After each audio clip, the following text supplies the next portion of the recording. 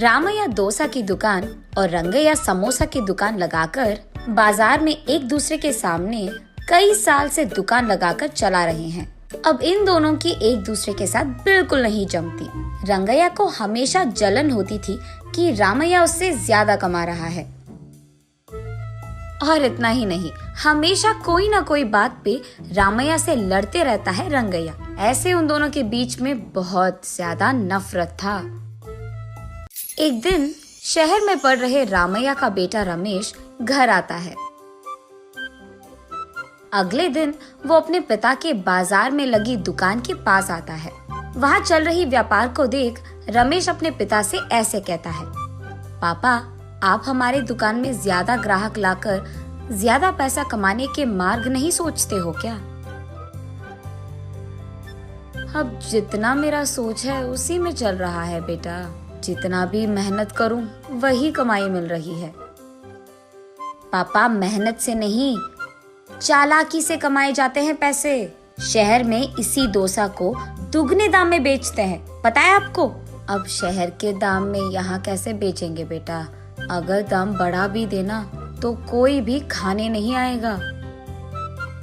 पापा, मैं ये नहीं कह रहा हूँ कि शहर के दामों में यहाँ बेचे, बल्कि ये कह रहा हूँ कि ऐसा कुछ करे कि शहर का लाभ हमें यहाँ मिले।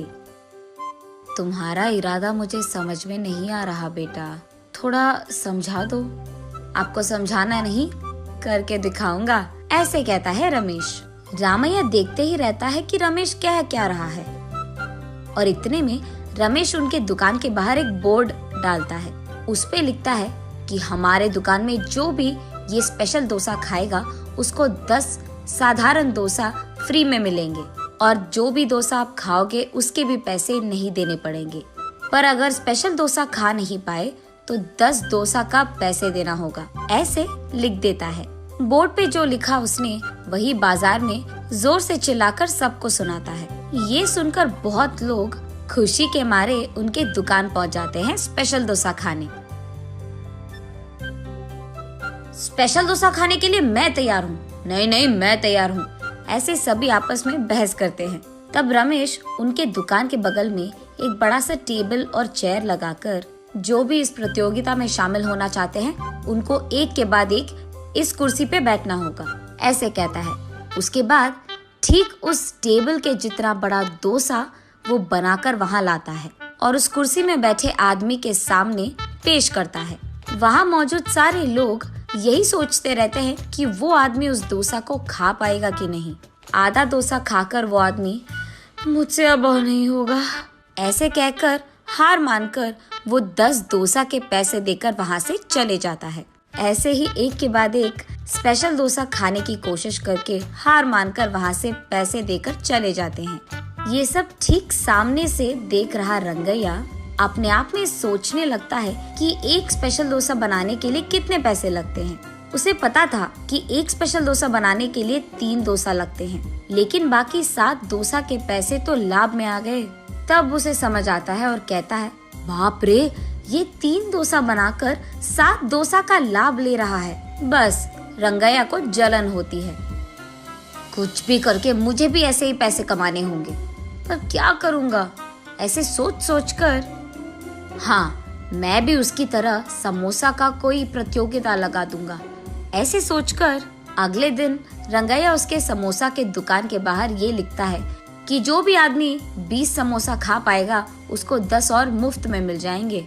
पर अगर 20 समोसा नहीं खा पाए तो 10 समोसा के पैसे देने पड़ जाएंगे।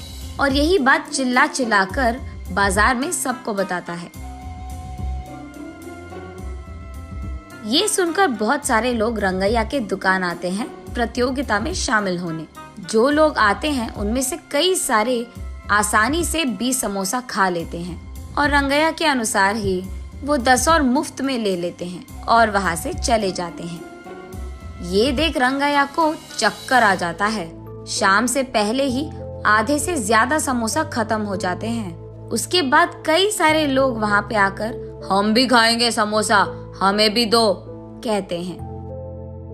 इस कारण रंगैया को बहुत गुस्सा आ जाता है, इसीलिए वो उसके दुकान के सामने से बोर्ड हटा देता है। वो किसी को मुंह दिखाने लायक नहीं रहता है, इसीलिए बंडी को लेकर अपने घर की ओर बढ़ते रहता है।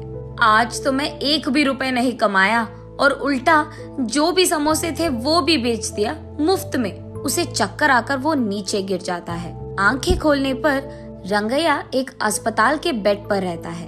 उसके बगल में उसकी बीवी रहती है। मुझे क्या हुआ, मैं कहाँ हूँ? ऐसे पूछता है रंगैया। आपको चक्कर आकर नीचे गिर गए थे, कोई अजनबी आपको यहाँ छोड़ गया, ऐसे कहती है रंगैया की पत्नी। छा, आज सब कुछ नष्ट ही हो गया, सब बुरा हो रहा है। अरे क्या हुआ जी, आप इतने गुस्से में क्यों हो? वैसे आप शाम तक घर की मुंह भी नहीं देखते हैं, लेकिन आज दोपहर से पहले आपके समोसे खत्म हो गए और आप घर भी आ रहे थे। इसलिए वो जो कुछ भी हुआ अपने बीवी को समझाता है। हाय भगवान, मेरा मूर्ख पति, आप बस ये सोच रहे थे कि कितने डोसे बेचने पर उनको कितना लाभ मिल रहा है, लेकिन आपने एक बार भी ये नहीं सोचा कि कितने समोसे बेचने में आपको कितना लाभ आएगा। ये प्रतियोगिता शुरू करने से पहले आपको ये सब सोचना था, आपने सोचा भी नहीं, ये तो होना ही था। तब रंगैया को समझ आता है कि किसी और को देखकर हमें वही काम नहीं दोहराना चाहिए और पहले खुद की देखना चाहिए। कुछ करने से पहले 100 बार सोचना भी चाहिए, तब हम सब खुश रह पाएंगे। ये समझता है रंगैया।